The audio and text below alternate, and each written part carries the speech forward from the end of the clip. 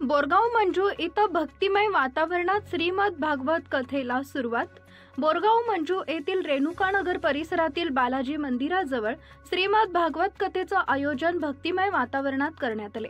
या आध्यात्मिक कार्यक्रमाची सुरुवात अयोध्या धामवासी कथावाचक मार्कंडेयजी महाराज यांच्या मधुर वाणीनं करण्यात आले। दीपक अगरवाल कुटुंबीय यजमान या दिवशी कथेसाठी यजमान होण्याचं सौभाग्य दीपक अगरवाल, ममता अगरवाल आणि गोपाल दीपक यांना लाभले। दररोज सायंकाळी 6 वाजता श्रीमद भागवत कथा भक्तिपूर्ण वातावरणात पार पडतोय।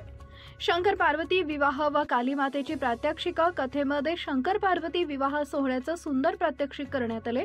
तसेच काली मातेमुळे राक्षस वध कसा झाला याचंही प्रभावी चित्रण करण्यात आले।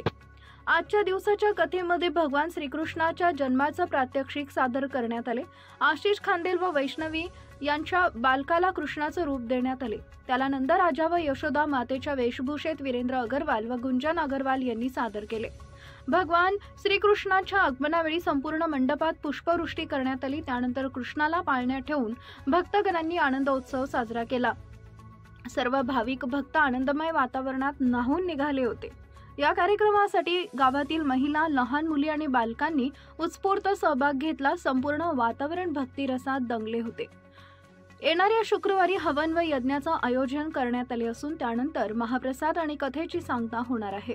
या कार्यक्रमाचं आयोजन समस्त गावकरी मंडळींनी एकत्र येऊन केले। श्री दीपालीताई बडे यांनी गावातील सर्व महिलांना कार्यक्रमाला उपस्थित राहण्याचं आवाहन केलंय। या भक्तिमय कथेचा लाभ घेण्याचं आवर्जून सांगितलंय। त्यांनी महिलांना दान स्वरूप दक्षिणा देण्याचं आवाहन करून कार्यक्रम अधिक यशस्वी केला। इंडिया न्यूज R7 साठी देवेंद्र वाडेवाले।